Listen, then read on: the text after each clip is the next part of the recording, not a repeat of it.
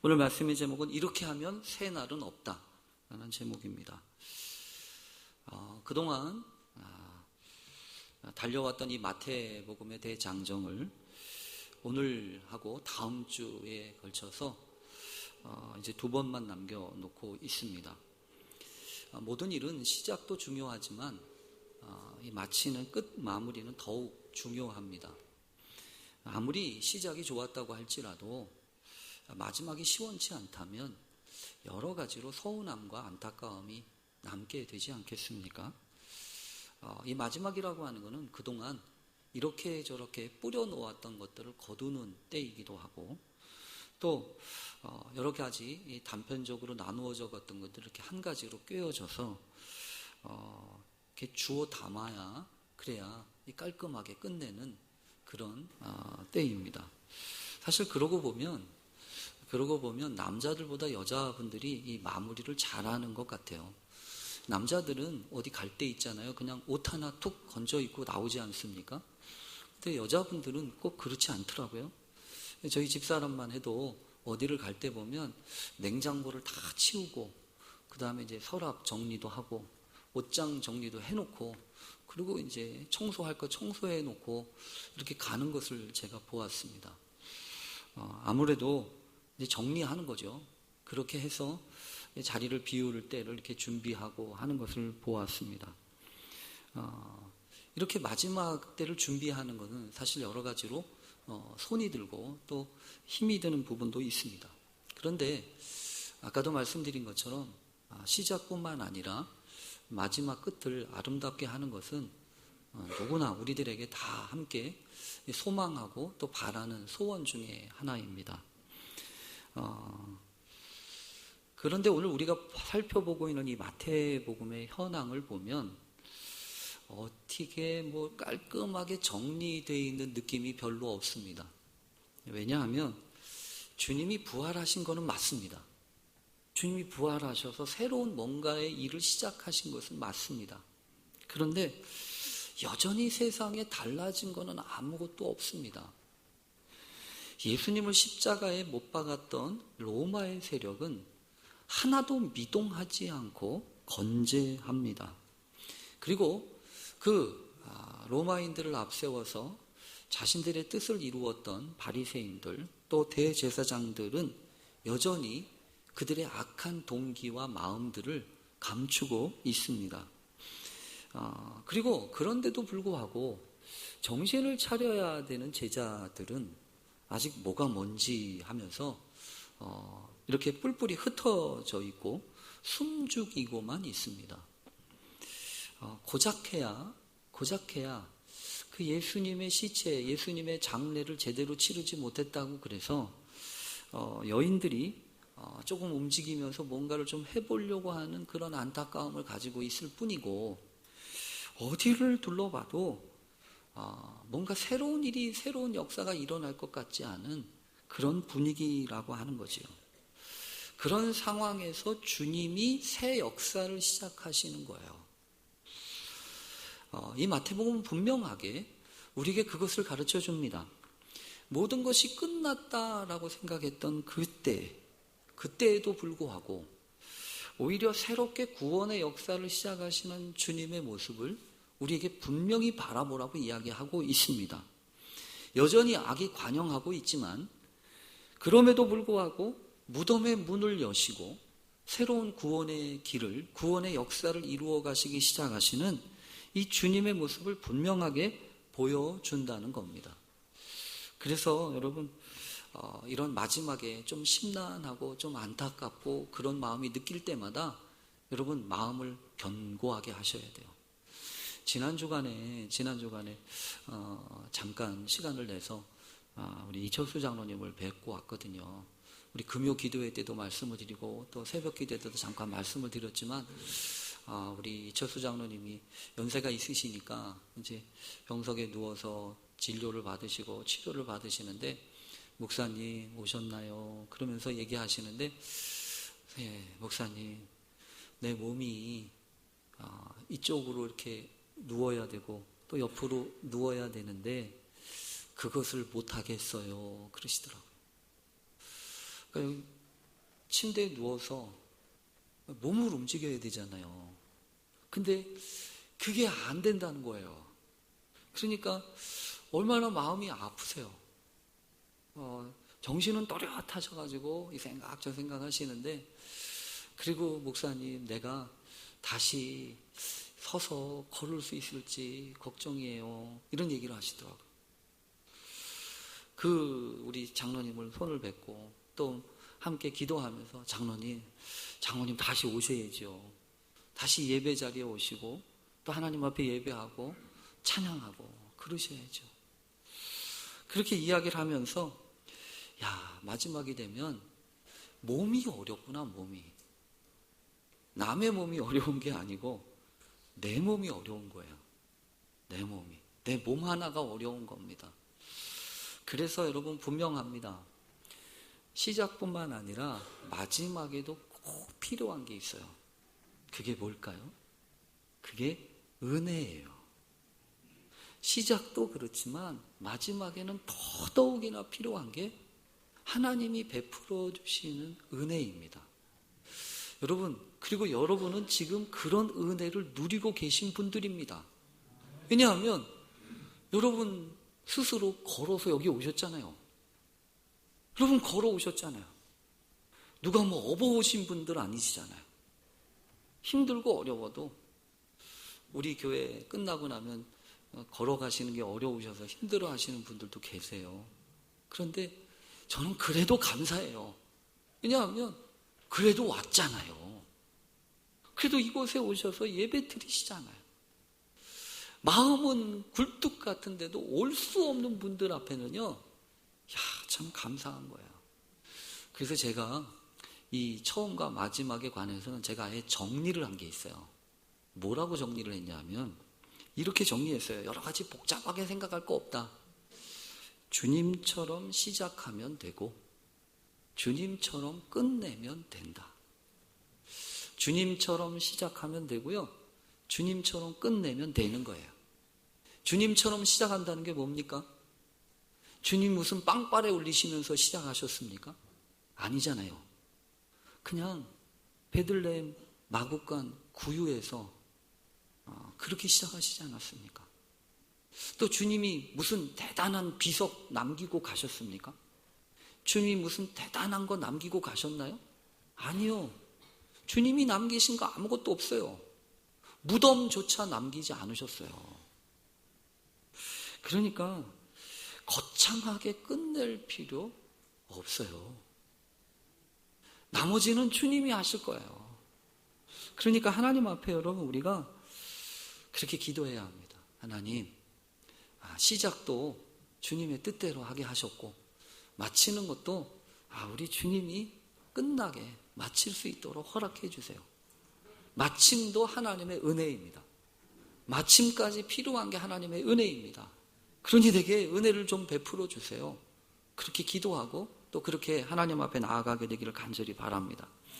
오늘 이 마태복음은 분명하게 아까도 말씀드린 것처럼 다 끝났다, 예수 죽여버렸으니까 끝났어 라고 이야기하는데, 그때서부터 새롭게 시작하는 하나님의 역사를 이야기하십니다. 그런데 오늘 본문은 조금 특별합니다.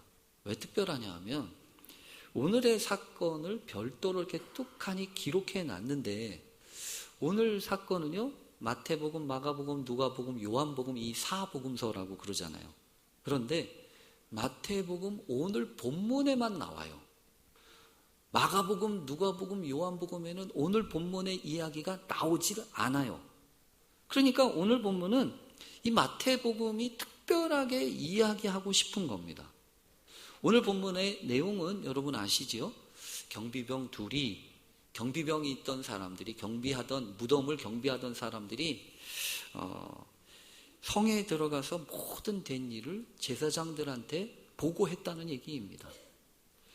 그러니까 여러분 오늘 성경을 보면 그 사건이 벌어졌어요. 예수님이 부활하셨다는 겁니다. 근데 이 예수님의 부활을 목격하고 광경을 만났던 두 종류의 사람들을 얘기하는 겁니다. 하나는 여인들, 예수님의 시차의 향유를 발라드리러 왔다가 갑자기 일어났던 사건을 보고 예수님을 만나서 예수님의 말씀을 듣고 숨어있는 제자들에게 찾아가서 갈릴리로 가라. 너희보다 먼저 갈릴리로 가시나니 그곳에서 너희들을 만날 거다 라고 이야기하시는 그 주님의 말씀을 들은 여인들과 함께 경비병들이 제사장한테 가서 보고를 했다는 겁니다. 그러면 여러분, 이 제사장들이라고 하는 사람은 어떤 사람입니까? 이 제사장이라는 사람들은요, 종교인들 아니에요. 특별히 영적인 지도자들 아닙니까? 그런 영적인 지도자들, 종교인들에게 그런 보고가 갔다면, 더군다나 그 사람들은 어떤 사람들이냐 하면, 여러분, 이런 사람들입니다. 제자들은 까마득하게 잊고 있었는데, 이 제사장들은 어떤 걸 알고 있냐면, 저 속이던 저 예수가 3일 만에 다시 부활할 거라고 이미 이전에 이야기를 했었지. 그것을 기억하고 있는 사람이에요. 그러니까 그러면 안 되지. 혹시라도 그럴지 모르니까 행여 그럴 일은 없을 거고, 죽은 사람이 어떻게 다시 태어나냐. 혹시라도 제자들이 와서 시체를 훔쳐가면 안 되니까 무덤을 지켜달라고 그래야겠다. 그래서 빌라도한테 가서 무덤을 지켜달라고 이야기했던 사람들 아닙니까? 그랬던 사람들한테 예수님의 부활하셨다고 하는 이야기가 들려왔다는 거예요. 그 소식을 들었다는 거예요. 그러면 여러분 어떻게 해야 맞습니까? 어떻게 반응해야 맞냐고요? 여러분 적어도 이래야 되는 거 아니에요?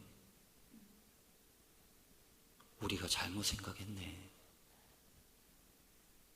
설마 그럴 거라고 생각을 했는데 예수님이 다시 부활하셨다니. 우리가 잘못했구만. 이제 우리가 잘못 저지러 놓은 일을 어떻게 바로잡아야 돼요? 잘못했다고 인정하고, 우리가 보았는데, 우리가 지켰는데 예수님이 부활하셨다고 이야기하면 되는 거 아니에요? 근데 오늘 본문을 보면 입 싹 닫고 어떻게 하기로 작정합니까? 장로들과 함께 모의하고 협의해서 논의해서 한 가지 아주 중요한 결정을 합니다. 그게 뭐냐 하면 군인들한테 돈을 많이 주어가지고 군인들을 구워 삶는 거죠. 뭐라고 구워 삶아요? 자기들이 처음부터 생각했던 것처럼 뭐라고 얘기하냐면, 그의 제자들이 밤에 와서 우리가 잘 때 그를 도둑질해 갔다고 이렇게 얘기한다는 거예요. 여러분 어떻게 생각하세요? 이 제사장과 장로들이 결정한 그 결정이 어떻게 느껴지세요? 참 아쉽습니다. 그래서 오늘 본문은 우리에게 그렇게 얘기하고 있는 거예요. 똑같은 사건인데 올바로 반응하지 않으면 절대로 새날 오지 않는다는 겁니다. 특별히 오늘 본문을 보면서 유감스럽게도 제 마음 가운데 통탄하게 아프게 생각하는 부분이 있고, 여러분들에게 특별히 부탁을 드립니다. 어떤 부분을 부탁을 드리려고 하냐 하면 이 부분 때문에 그래요. 지난 주간에 저희 교회에서 성경 통독을 했습니다. 성경 통독을 했는데 이번에는 여호수아에서부터 사사기, 룻기, 사무엘상하, 열왕기상하, 역대상하 이렇게 역사서를 읽었어요. 그런데 성경 통독을 쭉 하는데 제 마음이 너무너무 아파가지고, 야, 이거 이랬구나 저랬구나 라고 하는 생각이 들면서 하나님 앞에 회개되는 부분이 하나 있었어요. 그게 뭐냐 하면 사사기에 나오는 사건이에요. 사사기는 어떤 사건이냐면 여러분 아시는 것처럼 이스라엘 역사 가운데 가장 암흑시대라고 일컬어지는, 범죄하고 하나님한테 심판받아가지고 두들겨 맞고 또 울면서 회개하고 자복해가지고 다시 하나님이 구원해 주시면 감사하고 또 다시 죄짓고 범죄하고 하나님 앞에 두들겨 맞고 회개하고 자복하고 마치 이런 것을요 다람쥐 쳇바퀴 돌듯이 돌아갔던 시대가 바로 그때 아닙니까? 그래서 사사기를 읽으면 마음이 무거워요. 역사가 말해 매번 이렇게 반복되니까. 근데 그 사건 맨 마지막을 기록하고 있는 사사기 17장에서부터 삼손의 이야기가 끝나고 나오는 이야기가 있어요. 쓸데없이, 저는 처음에 쓸데없이 이 이야기가 기록되어 있다고 생각을 했어요. 근데 읽는데 너무너무 마음이 아픈 거예요. 왜 마음이 아프냐면 그 사건에 주동되는 그 사건의 내용이 뭐냐 하면 이거예요. 그 17장에 보면 미가라고 하는 한 사람의 이야기가 나옵니다. 에브라임 산지에 미가라고 하는 사람이 있었는데 말이야. 그 미가라는 사람의 어머니가 돈 은 1,100냥을 잊어버렸대. 그렇게 시작하는 거야. 은 1,100냥이라고 하는 건 여러분 어느 정도의 수준이냐면 그 당시 제사장이 돈을 받는데 1년에 은 10냥을 받아요. 그러면 은 10냥을 받으니까 은 1,100냥은 어느 정도 되는 규모인지 대충 짐작이 되시죠? 1년 봉급을 몇 년 모아야 돼요? 한 110년을 모아야 되는 거예요. 110년을 모아야 되는 그 돈이 뜬금없이 사라진 거예요. 그러니까 이 미가라고 하는 이 어머니가 화가 잔뜩 나가지고 저주를 막 퍼붓습니다. 근데 알고 보니까 그거 누가 가져갔냐 하면 아들놈이 가져간 거죠. 미가라는 아들놈이 가져간 거예요.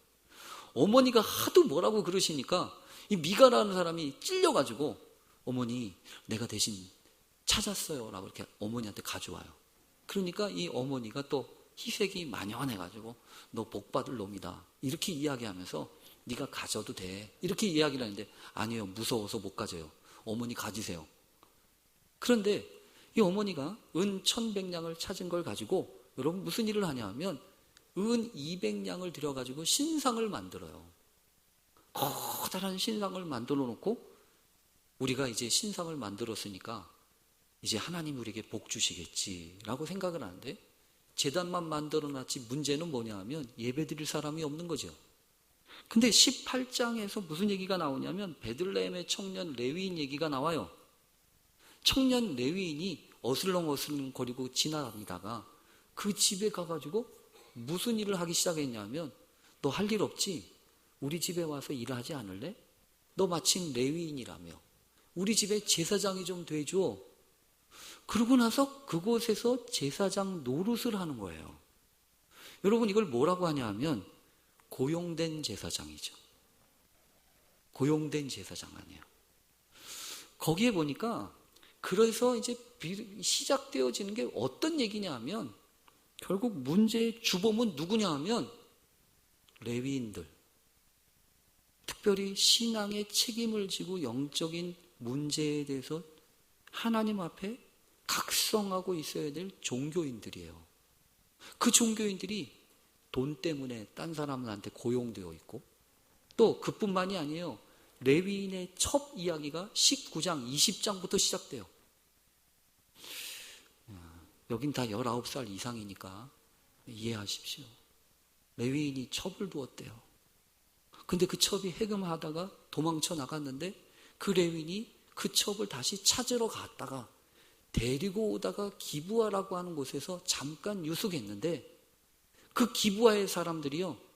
그 동네에 이상한 사람들이 새로운 사람들이 온 줄 알고 그 밤에 그 집에 들어가가지고 그놈 내놓으라고 그놈 가만히 두면 안 된다고. 이 표현은요 성적인 표현이에요. 그래서 무슨 소리냐고. 차라리 이 사람은 가만두고 이 사람의 첩이 있고 우리 집에 딸이 있으니 이 사람들 데리고 놀라고 주었다는 거예요. 그래서 이 사사기의 마지막이요 정말로 비참해요. 입에 담을 수 없을 만큼 성적인 문제가 난무하고 그 일로 말미암아 죽어버린 이 레위인의 첩을 토막내서 12토막을 해서 12지파에 보내서 그 지파 난장판인 전쟁통이 일어나는 일에 주범이 돼요.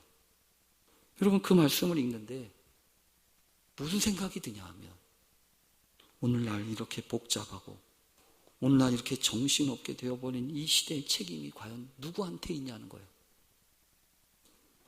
여러분한테 있는 게 아니고 종교인한테 있다는 거예요.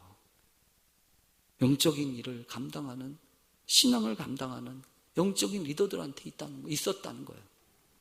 오늘도 성경을 보면서 너무너무 안타까운 것은 대제사장과 장로들이 결정을 하는데 무슨 결정을 했냐고요. 돈 가지고 문제를 틀어막기로 결정을 하잖아요. 여러분 이처럼 안타까운 게 없어요. 왜냐하면 문제를 해결하는 방식은 많잖아요. 세상에 문제를 해결할 수 있는 방식은 많아요. 문제보다 중요한 것은 그 문제를 해결하는 태도입니다. 어차피 문제는 이 문제 저 문제 많이 있지요. 근데 그 문제가 무슨 문제가 벌어지건 간에 그 문제를 어떤 방식으로 해결하느냐, 그게 더 중요한 거 아니에요.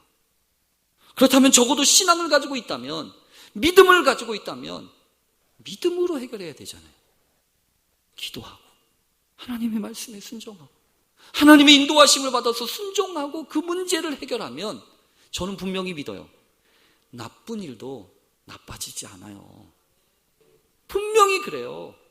우리를 아프게 하고 상처도 믿음으로 고백하고 기도하고 회개하고 자복하면 그 상처를 통해서 하나님이 얼마든지 일하실 수 있는 은혜의 통로 삼으신다고요. 근데 어떻게 했다고요? 돈 가지고 해결하려고 그랬다. 여러분 기도해 주세요.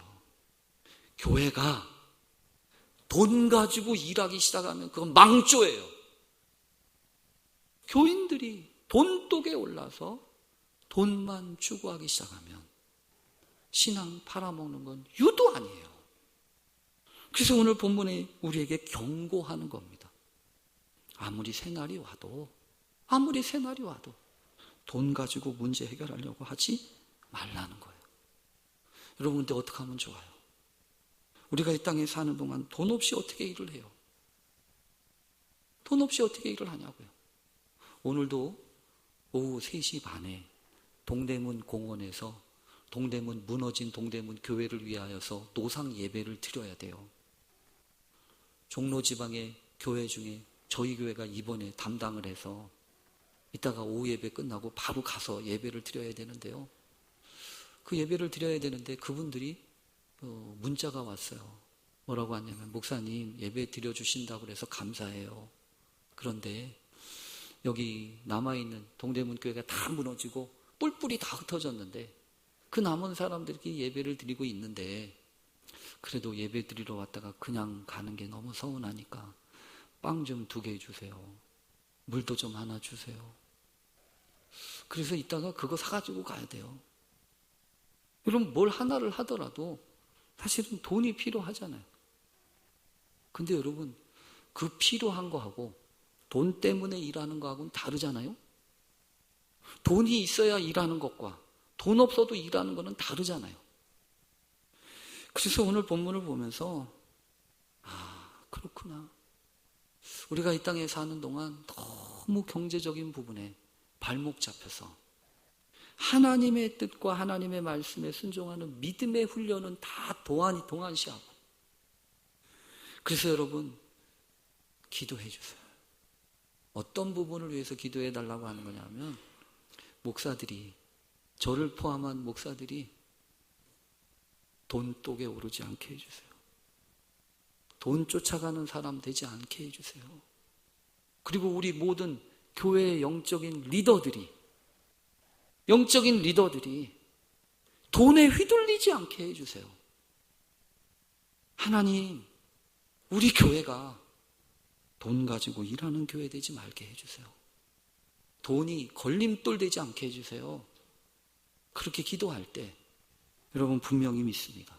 돈이 만들어내는 새날이 아니라 하나님이 은혜로 부어주시는 그 새날의 사람들이 다 되게 하실 줄로 믿습니다.